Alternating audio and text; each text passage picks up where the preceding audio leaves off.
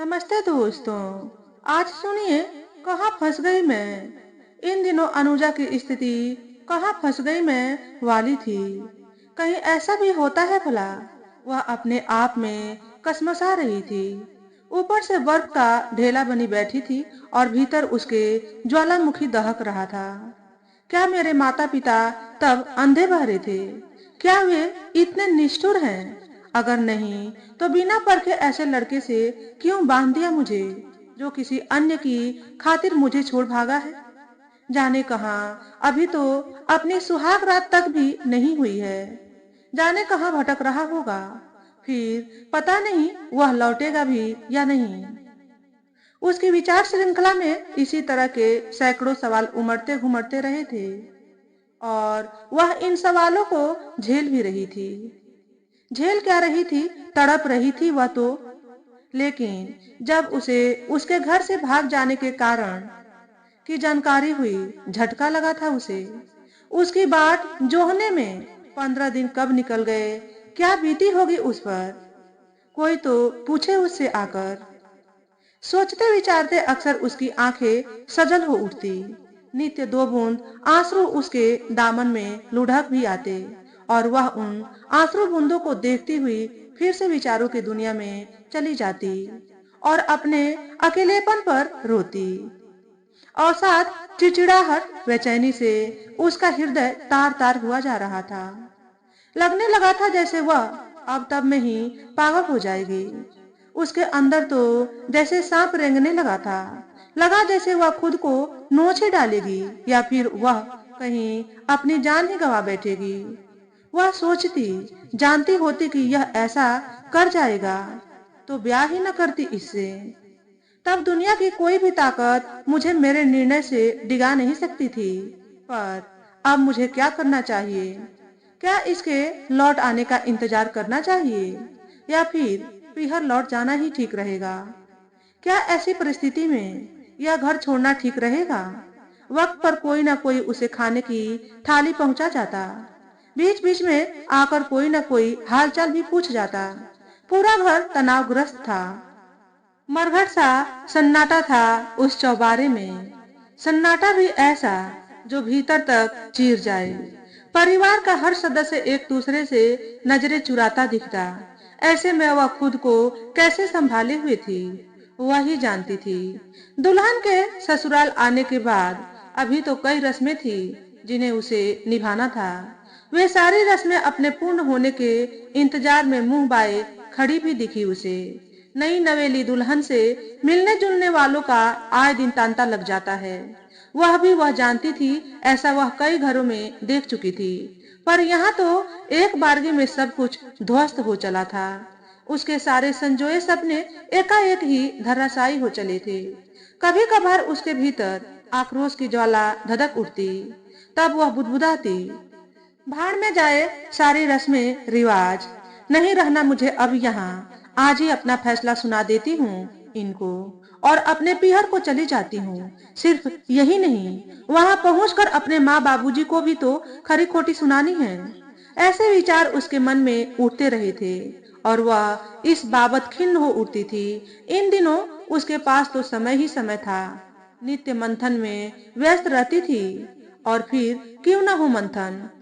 उसके साथ ऐसी अनूठी घटना जो घटी थी, अनसुलझी पहेली सरीखी। वह सोचती, किसे सुनाऊं मैं अपनी व्यथा? कौन है जो मेरी समस्या का निराकरण कर सकता है? शायद कोई भी नहीं और शायद मैं खुद भी नहीं। फिर मन में ख्याल आता, अगर परीक्षित लौट भी आया तो क्या मैं उसे अपनाऊंगी? क्या परिचित अपने भूल की क्षमा मांगेगा मुझसे? फिर कहीं मेरी हैसियत ही धूमिल तो नहीं हो जाएगी? इस तरह के अनेक सवालों से जूझ रही थी और खुद से लड़ भी रही थी अनुजा। बुदबुदाती, यह कैसी सामत आन पड़ी है मुझ पर? ऐसा कैसे हो गया? तभी घर के अहाते से आ रही खुसुर फुसुर की आवाजों से वह सजग हो उठी और खिड़की के मुहाने तक पहुंची।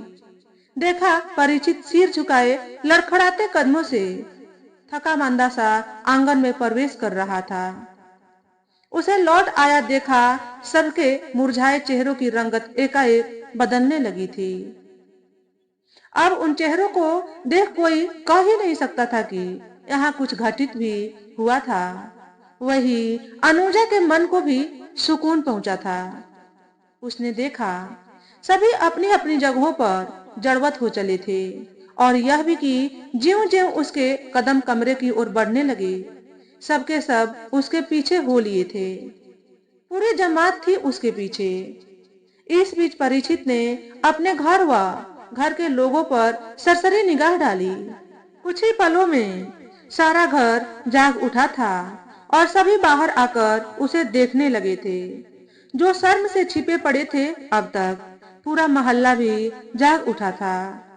जेठानी की बेटी निशा पहले तो अपने चाचा तक पहुंचने के लिए कदम बढ़ाती दिखी, फिर अचानक से अपनी नई चाची को इतल्ला देने के ख्याल से उनके कमरे तक दौड़ती भागती हाँफती पहुंची।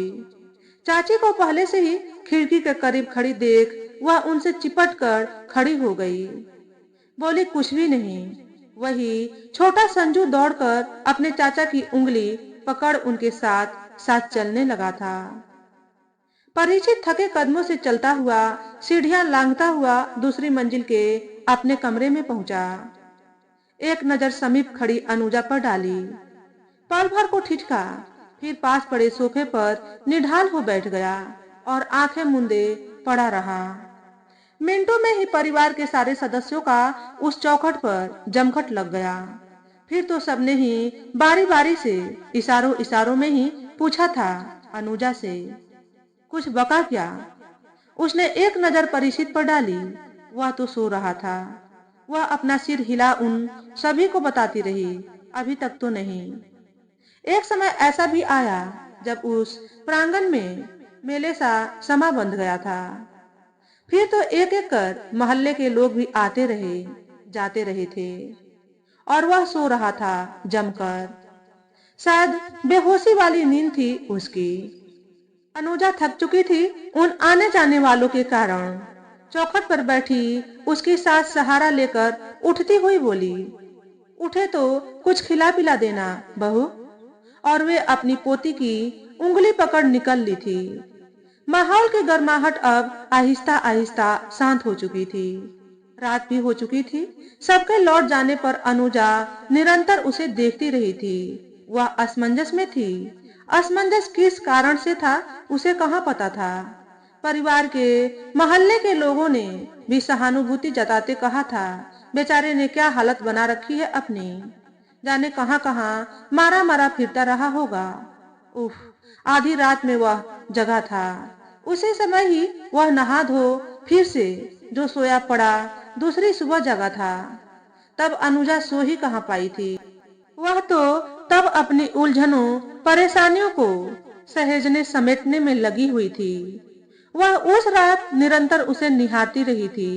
एक तरफ जहां उसके प्रति सहानुभूति थी, वहीं दूसरी तरफ गहरा रोष भी था मन के किसी कोने में। सहानुभूति इस कारण की उसकी प्रेमिका ने आत्महत्या जो कर ली थी, और रोष इस बात पर कि वह उसे छोड़ भागा था और वह सजी सवरी अपनी सुहाग सेज पर बैठी उसके इंतजार में जागती रही थी। वह उसी रात से ही गायब था। फिर सुहाग रात का सुख क्या होता है कहाँ जान पाई थी वह। उस रात उसके इंतजार में जब वह थी, उसका खिला खिला चेहरा पूनम की चांद सरीखा दमक रहा था। पर ज्यों ही उसे उसके भाग खड़े होने की खबर मिली, मुखड़ा ग्रहण लगे चांद सा हो गया था। उसकी सुर्ख मांग तब एकदम से बुझी बुझी सी दिखने लगी थी। सब कुछ ही बिखर चला था। तब उसके भीतर एक चित्कार पनपी थी जिसे वह जबरन भीतर ही रोके रखे हुए थी। फिर विचारों में तब यह भी था, अगर उससे मोहब्बत थी तो मैं यहाँ कैसे, जब प्यार निभाने का दम ही नहीं तो प्यार किया ही क्यों था उससे। फिर इसने तो दो दो जिंदगियों से खिलवाड़ किया है। क्या इसका अपराध क्षमा योग्य है? इसके कारण ही तो मुझे मानसिक यातनाएं झेलनी पड़ी है। मेरा तो अस्तित्व ही अधर में लटक गया है। इस विध्वंसकारी के कारण जब इतनी ही मोहब्बत थी तो उसे ही अपना लेता। मेरी जिंदगी से खिलवाड़ करने का हक इसे किसने दिया? तब उसकी सोच में यह भी होता, मैं अनब्याही तो नहीं कहीं। फिर कहीं यह कोई बुरा सपना तो नहीं। दूसरे दिन भी घर में चुप्पी छाई रही थी। वह जागा था फिर से। घर वालों को तो जैसे उसके जागने का ही इंतजार था। झटपट उसके लिए थाली परोसी गई। उसने जैसे तैसे खाया और एक बार फिर से सो पड़ा और बस सोता ही रहा था। यह दूसरी रात थी जो अनुजा जागते बिता रही थी और परीक्षित रात भर जाने क्या क्या न बड़बड़ाता रहा था। बीच बीच में उसकी सिसकियां भी उसे सुनाई पड़ रही थी। उस रात भी वह अनछुई ही रही थी। फिर जब वह जागा था, अनुजा के समीप आकर बोला, तब उसकी आवाज में पछतावे सा भाव था। माफ करना मुझे, बहुत पीड़ा पहुंचाई मैंने आपको। आपको? शब्द जैसे उसे चुभ गया। बोली कुछ भी नहीं, पर इस एक शब्द ने तो जैसे एक बार में ही दूरियां बढ़ा दी थी। उसके तो तन बदन में आग ही लग गई थी। रिमझिम जो उसका प्यार थी, इसकी बारात के दिन ही उसने आत्महत्या कर ली थी। लौटा तो पता चला, फिर वह भाग खड़ा हुआ था। लौटने के बाद भी अपरिचित या तो घर पर ही गुमसुम पड़ा रहता या फिर कहीं बाहर दिन भर भटकता रहता। फिर जब थका मंदा लौटता तो बगैर कुछ कहे सुने सो पड़ता। ऐसे में ही उसने उसे रिमझिम झोर कर उठाया और पहली बार अपनी जबान खोली थी। तब उसका स्वर अवसाद भरा था। मैं पराये घर से आई हूँ, बेहतर हूँ आपकी। आपने मुझसे शादी की है, यह तो नहीं भूले होंगे आप। वह निरीह नजरों से उसे देखता रहा था। बोला कुछ भी नहीं। अनुजा को उसकी यह चुप्पी चुभ गई। वह फिर से बोली थी। तब उसकी आवाज विकृत हो आई थी। मैं यहाँ क्यों हूँ? क्या मुझे लौट जाना चाहिए अपने मम्मी पापा के पास? आपने बड़ा ही घिनौना मजाक किया है मेरे साथ। क्या आपका यह दायित्व नहीं बनता कि सब कुछ सामान्य हो जाए और आप अपना काम काज संभाल लो? अपने दायित्व को समझो और इस मनहूसियत को मिटा डालो। चंद लम्हों के लिए वह रुकी। खामोशी छाई रही। उस खामोशी को खुद ही भंग करते हुए बोली, आपके कारण ही पूरे परिवार का मन मलिन रहा है अब तक। वह भी उसके लिए जो आपकी थी भी नहीं। अब मैं हूँ और मुझे आपका फैसला जानना है, अभी और अभी। मैं घुट घुट कर जी नहीं सकती, समझे आप? अनुजा के भीतर का दर्द उसके चेहरे पर था, जो साफ झलक रहा था। परिचित के चेहरे की मायूसी भी वह भली भांति देख रही थी। दोनों के ही भीतर अलग अलग तरह के झंझावात थे, झुंझलाहट थी। परिचित उसे सुनता रहा था, वह उसके चेहरे पर अपनी नजरें जमाए रहा था। वह अपने प्रति उपेक्षा, रिमझिम के प्रति आक्रोश को देख रहा था। जब उसने चुप्पी साधी, परिचित फपक पड़ा था और देर रात फपक फपक कर रोता विश्व ही रहा था। आंसू थे जो उसके रोके नहीं रुक रहे थे। तब उसकी स्थिति बेहद ही दयनीय दिखी थी उसे। वह सकपका गई थी। उसे अफसोस हुआ था, अफसोस इतना कि आंखें उसकी भी छलक आई थी। यह सोचकर कि मुझे इसकी मनोस्थिति को समझना चाहिए था, मैंने जल्दबाजी कर दी। अभी तो इसके छत विछित मन को राहत मिली भी नहीं और मैंने इसके घाव फिर से हरे कर दिए। उसने उसे चुप कराना उचित नहीं समझा। सोचा मन की भड़ास आंसुओं के माध्यम से बाहर आ जाए तो ही अच्छा है। शायद इससे यह संभल ही जाए। फिर भी अंतर मन में शोरगुल था। उसमें से एक आवाज अस्फुट सी थी, क्या मैं इतनी निष्ठुर हूँ जो इसकी वेदना को समझने का अब तक एक बार भी सोचा नहीं?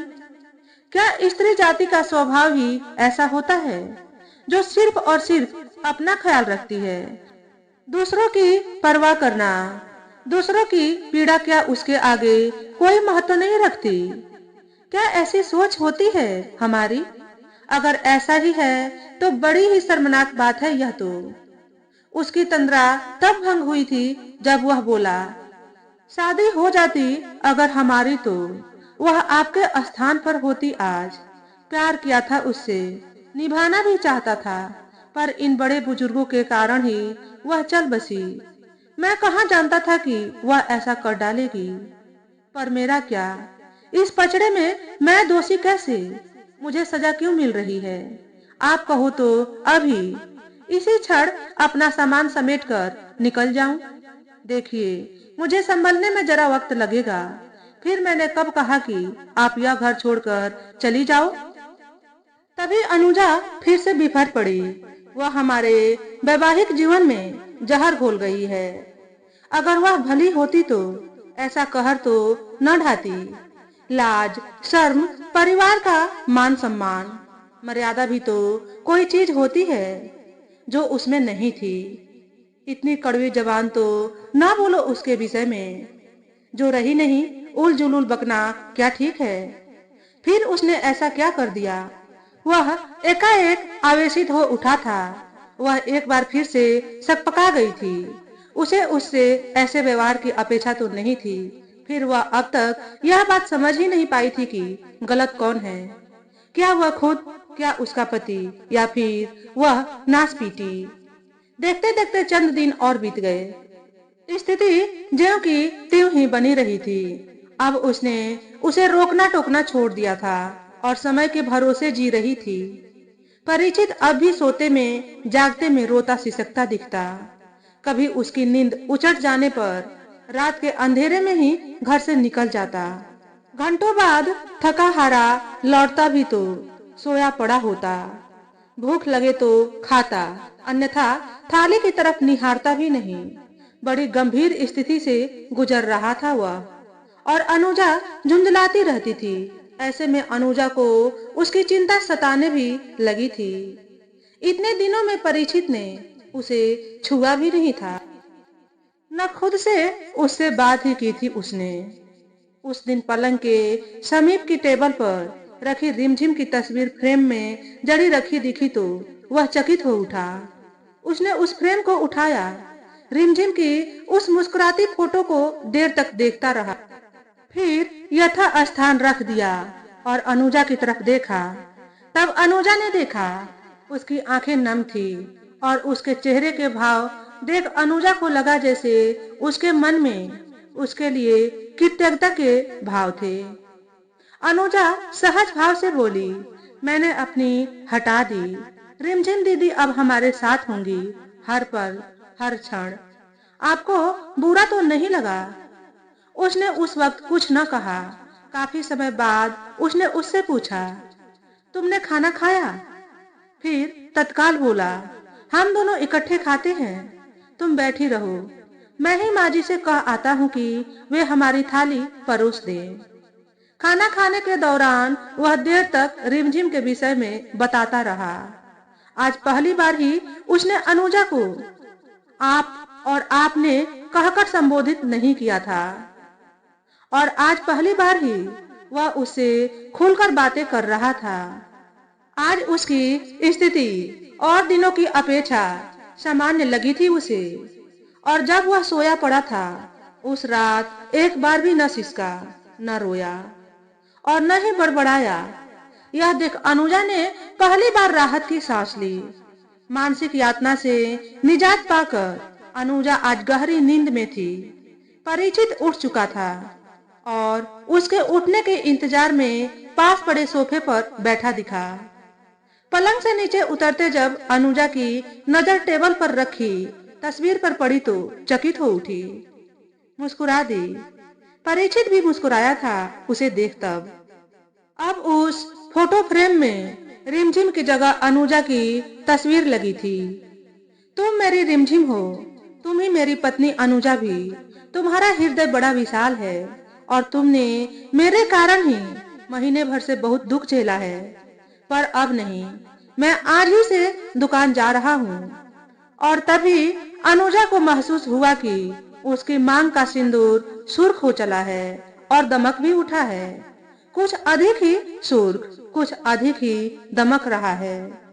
तो दोस्तों, आज के वीडियो में बस इतना ही।